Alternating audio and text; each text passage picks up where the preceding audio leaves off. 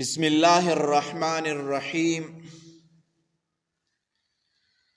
آج ہم 4 مسائل بیان کریں گے اور یہ 4 مسائل جسم میں جو غیر ضروری بال ہے اس کے ساتھ متعلق ہے، تو آپ لوگ یہ 4 مسائل سیکھ لیں اور دوسروں کے ساتھ شیئر کریں، کیونکہ اکثر لوگوں کو یہ معلوم نہیں ہے کہ زیر ناف بال کہاں تک مڑنا چاہیے، غیر ضروری بال کتنی دیر بعد صاف کریں،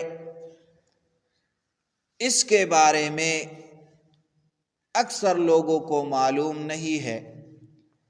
تو لہٰذا آپ یہ مسائل سیکھ لیں اور دوسروں کو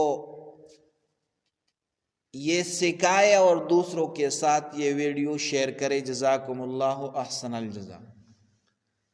تو اس میں پہلا مسئلہ یہ ہے، زیر ناف بال کہاں تک موڑنا چاہیے۔ دوسرا مسئلہ یہ ہے، غیر ضروری بال کتنی دیر بعد صاف کرے۔ تیسرا مسئلہ یہ ہے، زیر ناف بالوں کا حدود 4 کہاں سے کہاں تک ہے۔ اور چوتھا مسئلہ یہ ہے، سینے کے بال بلیڈ سے صاف کرنا یہ کیسا ہے۔ تو پہلا مسئلہ یہ ہے، زیر ناف بال کہاں تک موڑنا چاہیے۔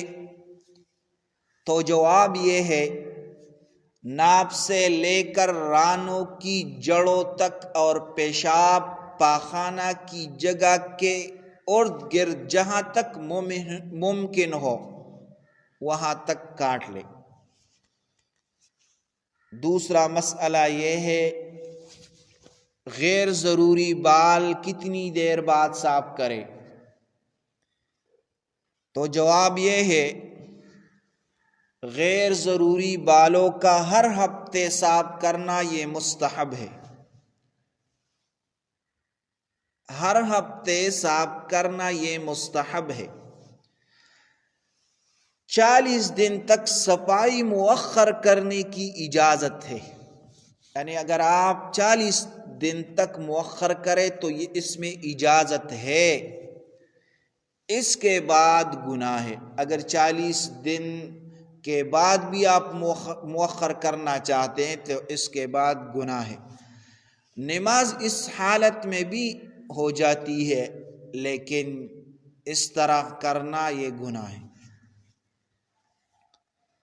تیسرا مسئلہ یہ ہے، زیر ناف بالوں کا حدود 4 کہاں سے کہاں تک ہے۔ تو جواب یہ ہے، ناف سے لے کر رانوں کی جڑ تک اور شرم گاہ یعنی آگے پیچھے کے ارد گرد جہاں تک ممکن ہو صفائی کرنا ضروری ہے۔